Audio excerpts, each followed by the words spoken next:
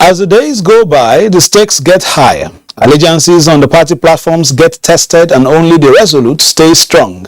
In the game of numbers, cross-carpeting becomes a recurring decimal, decimating the concepts of ideology or affinity. Many might ask, to what end? The election management body has given assurances of even further optimizing its performance in the general elections next year. What are the hurdles to the actualization of this quest? Also on Political Update today, political parties canvass for support for their presidential candidates. These and more in a moment. I'm Fisayo Ogunfui. Welcome.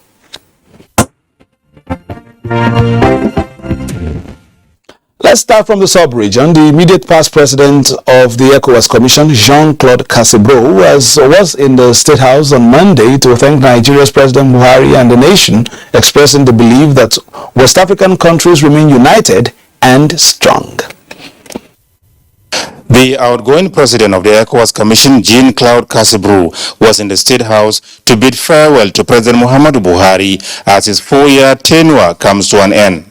He thanked the Nigerian leader for his unprecedented support to the sub-regional organization, particularly at a time of great challenges like COVID-19 and political instability in some West African countries. He also lauded all ECOWAS leaders as well as Nigerian ministers who made his tour of duty a successful one.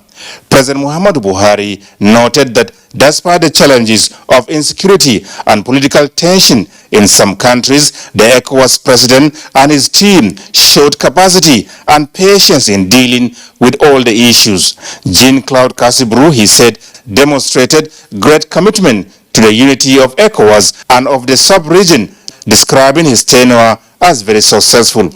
President Buhari hoped that Bro's successor would study what made him succeed for the good of the sub-regional body.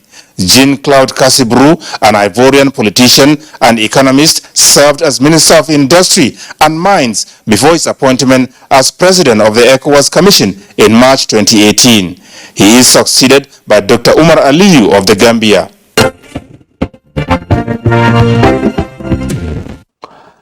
Now to politics and the 2023 general elections. Members of the All Progressives Congress say the Tinubu-Shettima ticket is a dream team that will deliver good governance, development and rapid progress to the nation. And given their pedigree, given their antecedents, given their competencies, I think this party can be said to be lucky to have had such great men for this great exercise. Due regard should not be given to the issue of religion, ethnicity, regionalism, and what have you. Rather, we should focus our minds on competence and ability to deliver dividends of democracy to the doorsteps of the people. So, to me, some people might not be happy with this ticket, but I'm very happy. God brought us together for this country, despite our differences, so that Nigeria will become a great place. What we need now is to focus on delivering Asiwaju. The APC has gotten it right, and it's a ticket that will, continue to project Nigeria. It's a collaborative, collective thought which came into action platform for the massive mobilization of voters towards voting the right president. Somebody like Asiwaju that has not Islamized his own family, how will he Islamize Nigeria? It's for us to suggest to the party to ensure that very strategic positions in the campaign are given to women. Asiwaju Ahmed Tinubu couldn't have assigned the vice presidential candidate to any person better than Kashi. One thing about Tinubu is discovering talents, discovering leaders. You can say the same thing about Shettima, discovering Zulu. So we expect that there will be better days ahead.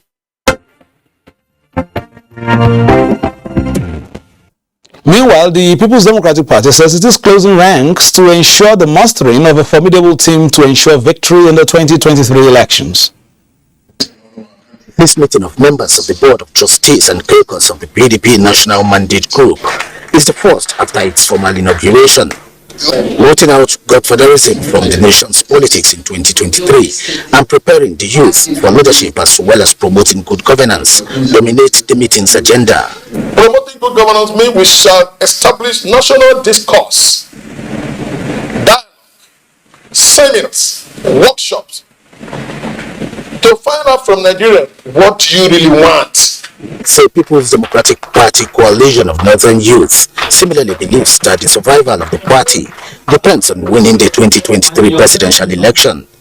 We will rely in its passion for good governance, led in fairness and equity. We are dedicated, we are determined, and deliberate in our quest of ensuring good governance from May 2023. The need for the PDP to shun all forms of divisive tendencies was also advocated. As we saw in those reports, it is getting to the business end of the 10-year cycles, and the vote is more than a note at this point. The battle for relevance, acceptance, and the people's endorsement becomes more telling. The election umpire, the parties, that is the political parties, and the candidates get in a conference call of plans and ambition. So what gives? Today we are joined by Senator Arishi. He is a statesman and a politician. Thank you and welcome to Political Update. Thank you very much for having me. All right, let's start like this. You can see the stakes are high. Every party is trying to woo the people and all that. The umpire is just in the corner watching everybody. But in the last two games, talking about Ikiti, which is your state, and Osun State, Beavers came. Beavers was fast. But at the same time, the politicians wriggled around it, and out of the perimeter there was vote buying. How does the election management body try to at least discourage this? What can we do as an experienced politician? What do we do to discourage this? Well, thank you very much for that question. INEC has been improving in the last 15 years. When a challenge is faced, they find a way of resolving it. Initially, we had challenges of people snatching ballot boxes. Now, that is no longer feasible because you have to validate it before you actually cast a vote. And the latest challenge is vote buying. That is not beyond what INEC can resolve.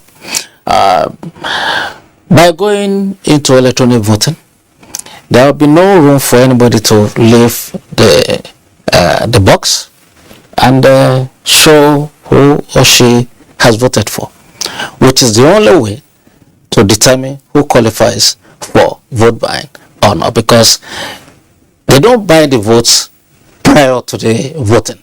So somebody must be able to identify that, okay, I have voted for my party, and so where's the largesse?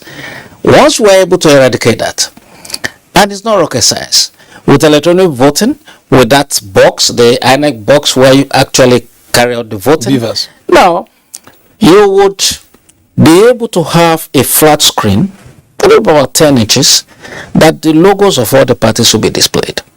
And as you go in there, you press the party you want to vote for. That ends this nightmare of somebody buying voting. It now becomes a very risky venture.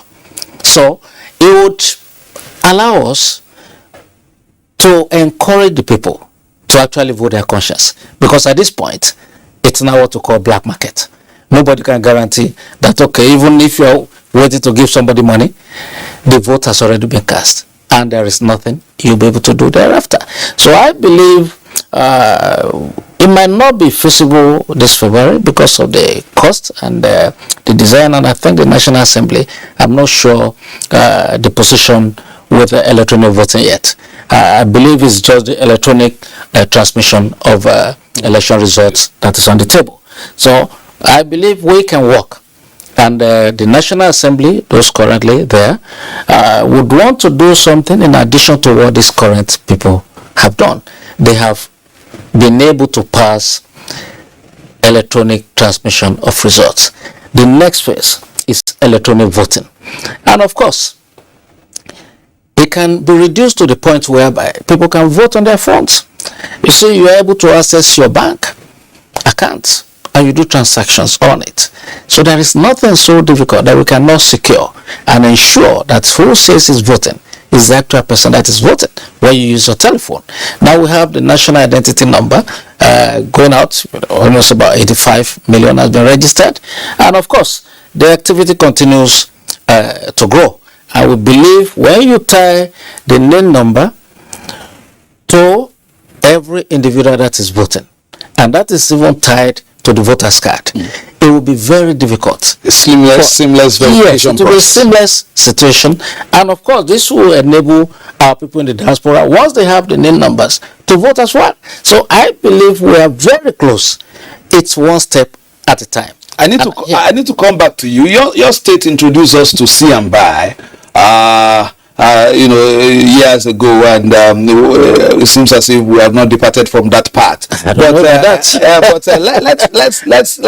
look at it this way. 2020 is around the corner. It seems as if some politicians, not all, are stocking up again to do this. But how do we de-incentivize, even from the position of the political elite, to make sure that it's criminalized, but it's fully enforced and discouraged? Because like you said, it's a transaction, and you to quote you, it's a black market, and that as it is, even black market is costlier than the official one. So what do we do in this process, in this milieu? Well, let me first of all correct that impression that it was introduced by Ekiti. No, I don't think so. It's a practice that people do not want to accept that is going on, but it's very clear now that there are attempts for people, when you can no longer rig, they find it easier, rather than be carrying ballot boxes, to ensure stuffing it to ensure that they induce the voters. And of course, Ekiti could not have been at the forefront of that. We are known to be very straightforward people and very intelligent people. So I think that is the projection that I wanted to project about Ekiti. Yes, we could not have been the source of it's some kind of integrity as well. See and buy. You show it and then you buy. But let's move away from that now very quickly, so that we don't stay on that one for a while. But let's look at another thing. The present danger is insecurity, and different areas at that. Are you worried? That some people might be disenfranchised because of some of the developments that we've seen in recent times. Well, I believe government has to sit up. The situation is getting very, very scary. I mean, the last few days, commentaries from friends, from associates and everywhere, particularly on the issue of shutting down a government school, because there is possibility of whether it's Boko Haram or the bandits, sending threat messages all over. If we don't feel safe, then election becomes a big problem. So I think, of course, in the last dispensation, we were promised that there will be voting in Borno when the Boko Haram people were busy installing all their flags around. And within a very short period, we were able to vote. Nigerians will vote. I believe that this government will sit up on security and take it very seriously, because it's knocking on our doors there. And that is what I don't know, we might not have sufficient resources to tackle this, but we can ask for help. There is no way we can be looking behind our back whether somebody is coming in to bring a gun to ask, so we don't want to live in fear. And I believe it's a major issue that needs to be tackled sufficiently for people to feel very comfortable when they start casting their votes in the next election. All right, let's bring somebody into this conversation before we run. Chief Whip of the Federal House of Representatives, Honorable Taiwo Mungono, is from Borno and has first-hand knowledge of elections in challenging times. He offers a few tips. He also gave kudos to the Ninth Assembly for what he termed game-changing electoral act to protect the sanctity of the vote. Well, it was in the heat of the Boko Haram insurgency, in the peak of the Boko Haram insurgency, that the election management body succeeded in conducting elections in Borno and other northeastern states that were afflicted by the insurgency at that period in time.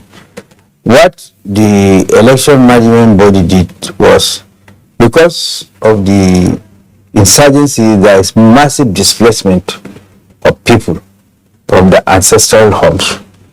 Most of them are either living in the host communities or are living in the IDP camps.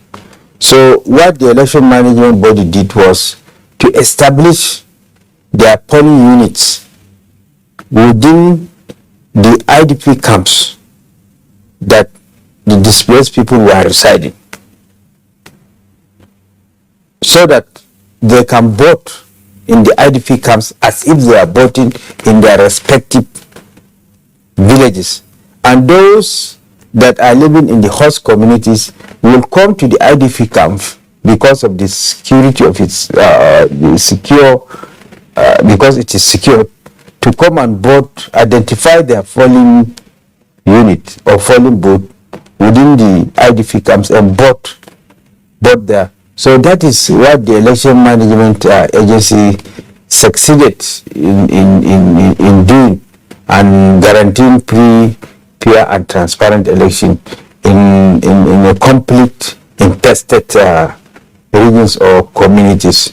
So I think the election management agency can also do the same in areas that were recently afflicted by banditry and what have you, and their people are now massively displaced and are staying in either IDP camps or host communities. Again, what the election management agency did was to deploy massive security to secure areas where these votings, where these elections are taking place. Governance is a continuum, and as such, there should be no vacuum in governance. Otherwise, it's an invitation to chaos and anarchy.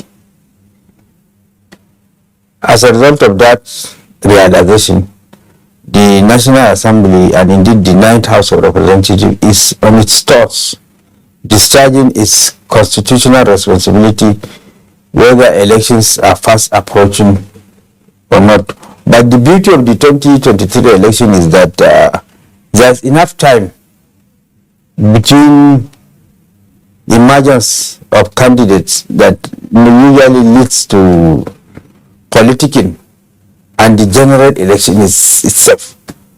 So it is not that cramped up to make people run helter-skelter all over the place and then forgetting about their primary responsibility of delivering good governance, peace and security to Nigerians that gave us the mandate to represent them.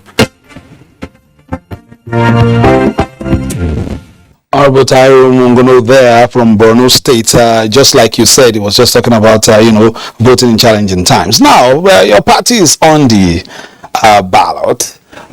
So many, at the beginning of the program, we saw people endorsing the Mushetima ticket as well, and a lot of question marks as well. What's the mood in camp? Do you think you will be able to scale the hurdles just like our own Tobilola Musa was able to do? Thank you very much. I join Nigerians to congratulate Amusa. In terms of the Muslim ticket, I think the principal, that is our candidate for president, you would have to give it to him that it's a brilliant man, and they would have looked at all the pros and the cons. I believe he was confronted with a choice between the rock and a very hard place. He had to take a decision, and either way it goes, the best decision for winning, the winning strategy. Don't forget, we have 3 major parties now, so to say. Some will say 4. Well, I will say the third party that is threatening the status quo is Peter Obi's party, and thinking about selecting a vice president, you have to look at what are we looking at. It's a game of numbers. Who is likely to make you win? Would the Yorubas, the Southwest, not vote for Tinubu because he's a Muslim? I don't think that happens. We are so liberal. My own grandfather was a Muslim, so my mother married a Christian, and I'm here and I'm a Christian. But it doesn't count. Nobody takes religion that seriously. It's a very personal thing, and I think because of that, he would have looked at the situation. How do I get votes from the north? It is not that there are no good Christians. There are superb, excellent Christians. We will have them in government. But it's a question of when you go to the ballot, how will this region of this country, how would they like to vote? So it's not about whether we're voting on religious basis, because we need to continue to get the message across that it is who can do the job. What is the antecedent? What did Tinubu do when he was governor of Lagos State as a Muslim? And you know that the last 2 governors of Lagos State, and he's the godfather there more or less, they are Christians. The current one is a Christian, the one before a Christian. So if seriously, if it's an issue of religious policies, no, I don't think he will be towing such a line. All right, February will tell us exactly where we are going. But let's move very quickly because time is not our friend. My director is saying, let's take this one, the final one. The dust has not yet settled in the tussle for the PDP governorship ticket in Ebonyi State. Here is an update.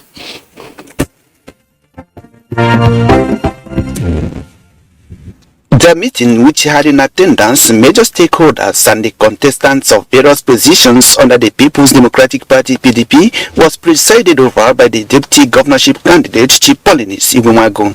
The convergence, according to them, became imperative to clear the air on the outcome of 2 court sittings on the 19th of July 2022, whereby the Federal High Court sitting in Abakaliki nullified the primary election that produced Senator Obinna Oba as the candidate and upheld that of Dr. Ifeanyi Chukwumaudi as the authentic candidate for PDP in the 2023 governorship election, with the appellate court ordering for a retrial of a case earlier filed by the same Senator Oba. Court, in his wisdom, based on the law, on the constitutional provisions, directed that the matter be retried. The Director, Media and Publicity and Issues Grassroots Organization, Chief Abionyike, speaks further on the implications of the judgment by the Federal High Court in Abakaliki and the Abuja Appellate Court order. The court in its wisdom has ruled that the businesses they did on the 4th and the 5th of June were not done in line with the law.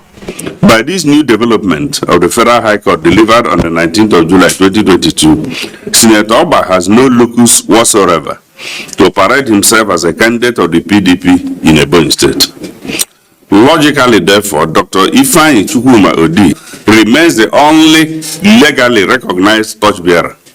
They called on their supporters to remain calm, assuring that PDP and all its candidates are already on the path to victory in the 2023 general election.